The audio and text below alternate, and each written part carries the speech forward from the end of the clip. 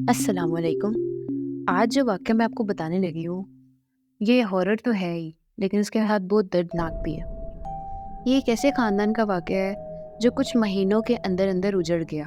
یعنی یہ پورے خاندان کے کوئی 30 سے 32 لوگ ایک ہی گھر میں، ایک ہی حویلی میں رہتے تھے، لیکن دیکھتے ہی دیکھتے وہ حویلی خالی ہو گئی اور پھر وہ سب خاندان اجڑ کے رہ گیا۔ میرا نام حارث ہے۔ ہم سب گھر والے ایک حویلی میں رہا کرتے تھے، جوائنٹ فیملی تھی، دادا دادی چاچا تائی سب ایک ساتھ رہا کرتے تھے۔ بہت رونق اور بہت زیادہ چہل پہل رہتی تھی۔ ہر وقت گھر میں کوئی آتا جاتا رہتا تھا۔ میری بڑی دادوں کی وجہ سے ہر وقت گھر میں آنا جانا لوگوں کا لگا رہتا تھا، کوئی ان سے ملنے آ رہا ہے، کبھی کوئی مہمان آ رہا ہے۔ گھر بہت زیادہ پر رونق ہوا کرتا تھا، لیکن پھر کچھ یوں ہونے لگا کہ وہ گھر جہاں پر کبھی لوگ بسا کرتے تھے وہ جنات کا بسیرا ہو گیا۔ اب واقعہ کچھ یہاں سے شروع ہونے لگا کہ میرے پاپا کی ایک پھپھو تھی، ان کا دماغی توازن کچھ ٹھیک نہیں تھا۔ وہ پیدائشی ایب نارمل تھی، عجیب سی حرکتیں کرتی تھی، کسی کو دیکھ کے اسمائل کرتی تھیں، باتیں کرتی تھیں، بچوں والی حرکتیں کرتی تھیں۔ شروع میں تو یہ حرکات ان کی بہت نارمل تھیں، لیکن آہستہ آہستہ یہ چیزیں بہت سویئر ہوتی گئیں۔ پھپھو نے کسی کی طرف دیکھ کر اشارہ کرنا، اسمائل پاس کرنی، پھر رونا شروع کر دینا، برتن اٹھا کے مارنے، اور کافی اس طرح کی وہ حرکتیں کرتی تھی جس کی وجہ سے دوسروں کو نقصان بھی پہنچ سکتا تھا۔ پھر کچھ یوں ہوا کہ ان باتوں کو جب 2 سے 3 ماہ گزر گئے تو ایک رات اچانک ایسے ہی پھپھو اپنے بیڈ سے اٹھ کر باہر صحن کی طرف بھاگی اور جا کر دروازے پر اپنا سر مارنا شروع ہو گئی۔ انہوں نے سر اتنی زور کی مارا کہ ان کی آن دا اسپوٹ ڈیتھ ہو گئی۔ ہم سب بہت پریشان ہوئے کہ ان کو کیا ہوا۔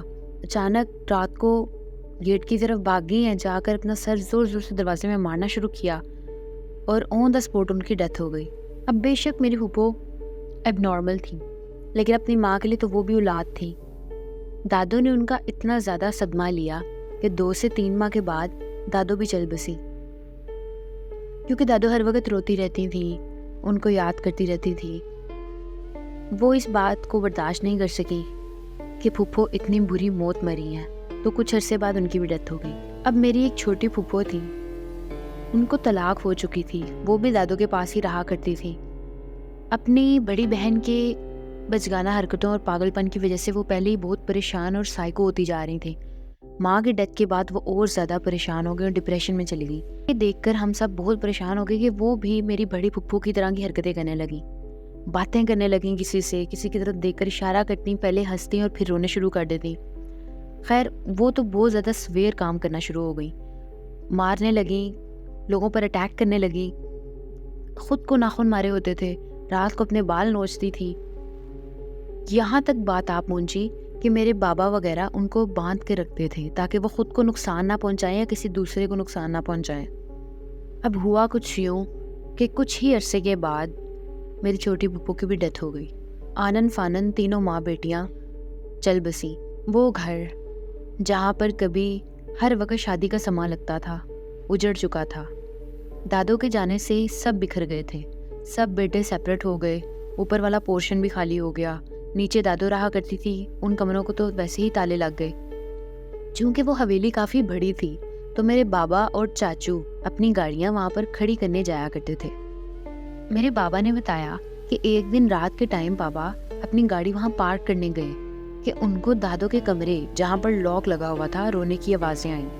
وہ آوازیں بہت سویر تھیں، جیسے کوئی کمرے کے اندر چیخ چیخ کر رو رہا ہو، اور میرے بابا کہتے کہ وہ مجھے میری پھپھو کی آواز ہی لگ رہی تھی۔ لیکن جیسا کہ میں نے آپ لوگوں کو مینشن کیا کہ پھپھو تو میری پہلے ہی مر چکی تھی۔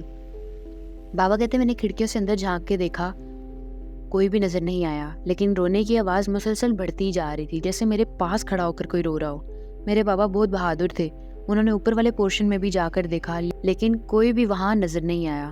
میرے بابا بہت زیادہ سخت دل کے اور بہادر انسان تھے، لیکن میرے بابا اس قدر ڈر گئے کہ وہ 2 دن وہاں پر دوبارہ گئے نہیں، کیونکہ وہ گھر مکمل طور پہ خالی ہو چکا تھا، بیٹے سارے اپنا اپنا گھر لے کے الگ ہو چکے تھے۔ اور تب میرے بابا کو لگا شاید میرا وہم ہوگا، لیکن obviously یہ تو خود کو تسلی دینے والی بات تھی، اتنی زیادہ رونے کی آواز کوئی وہم تو ہو نہیں سکتا۔ لیکن اس بات کی تصدیق بابا کو تب ہوئی جب ایک مرتبہ उस घर के साथ वाला जो घर था, वहाँ के जो नेबर्स थे हमारे, उन्होंने आकर मेरे पापा को कहा कि सर यहाँ पर किसी के रोने की आवाज़ें आती हैं। ये गर्मियाँ थी और सब छतों पर सोया करते थे। तो उन साहिब ने कहा कि छत पर सोना मुहाल हो चुका है हमारा, यहाँ पर कोई हर वक्त कोई औरत बैठी रोती रहती है, तो काइंडली जो भी है इसको आप कहें कि रात को इतना बुरा ना रोया करे। हमारे घर में बच्चे भी हैं, वो बहुत डर जाते हैं और हम भी सारी रात सो नहीं पाते। लेकिन मेरे बाबा ने कहा कि वहाँ पर तो कोई है ही नहीं। आप जानते हैं कि मेरी दादो और फूफू की डेथ तो पहले ही हो चुकी थी और उस घर से मेरे चाचू वगैरह भी सब जा चुके हैं। वो घर तो खाली है और बंद है। वो लोग बहुत परेशान हुए। फिर एक रात यूँ हुआ कि वो जो नेबर्स थे उनमें से एक अंकल ने फिर रात को वैसे ही आवाज़ें आने लगीं, तो उन्होंने अपनी छत से झांक कर देखा। उन्हें सफ़ेद कपड़ों में मलबूस एक औरत नीचे सहन में खड़ी नज़र आई। तो अंकल कहते हैं कि जैसे ही मैंने नीचे देखा, उसने पलट कर ऊपर एकदम से देखा, लेकिन इससे पहले कि वो मुझे पूरा देखती मैंने फ़ौरन से अपना मुंह पीछे कर लिया। लेकिन फिर जब दोबारा अंकल ने देखा तो नीचे सहन में कोई नहीं था। जब ये बातें बहुत ज़्यादा बढ़ने लगी और नेबर्स की बहुत ज़्यादा शिकायत आने लगी, तो मेरे बाबा ने फ़ैसला किया कि अब उस घर को सेल कर देना चाहिए और जो गाड़ियाँ खड़े करने के लिए यूज़ करते हैं उसको ख़त्म कर देना चाहिए। बिलाखिर उस घर को सेल कर दिया गया और फिर जो न्यू बायर्स थे उन्होंने उस घर को पूरा गिरा कर नया तामीर किया। उसके बाद से ये शिकायत ख़त्म हो गई। उम्मीद करती हूँ आपको ये वाक़या पसंद आया हो। अगर ये वाक़या पसंद आया है तो इस वीडियो को लाइक कीजिए, शेयर कीजिए और सब्सक्राइब कीजिए। अल्लाह हाफ़िज़।